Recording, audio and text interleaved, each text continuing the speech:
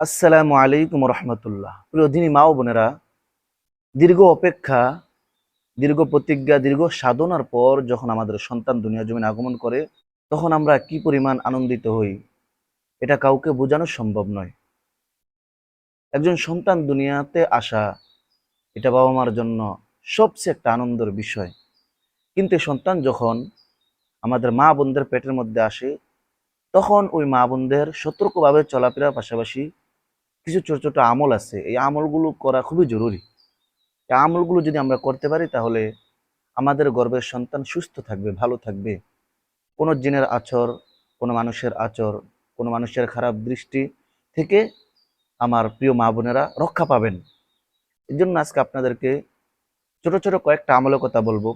প্রথমত, আমরা নামাজ, রোজা এবং নিয়মিত কোরআন তেলাওয়াত, এগুলো নিয়মিত করা। দ্বিতীয়ত হলো সূরা ইখলাস, সূরা ফালাক, সূরা নাস, এই সূরাগুলো সকাল বিকাল অথবা ৫ ওয়াক্ত নামাজের পর একবার করে পড়ে, তারপর হাতের মধ্যে ফু দিয়ে পুরাটা শরীর মাসাজ করে দেওয়া, অতঃপর পেটের মধ্যেও আলতুভাবে মাসাজ করে দেওয়া।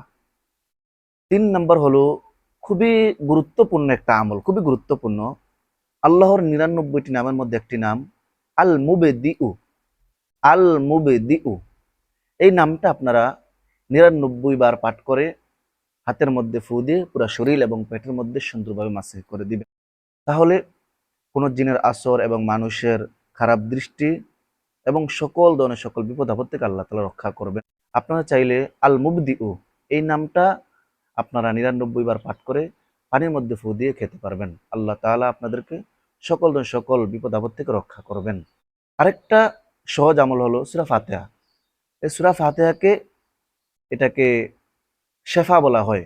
মানুষের শরীরের যে কোনো বিমারের জন্য খুবই কার্যকরী, খুবই উপকারী। এই জন্য আমরা চাইলে, প্রিয় মা বোনের, আপনারা এই সূরা ফাতিহাটা পাঠ করে আপনারা পুরো শরীর মাসাজ করতে পারবেন, অথবা পানির মধ্যে ফু দিয়ে আপনারা ওই পানিটা খেতে পারবেন।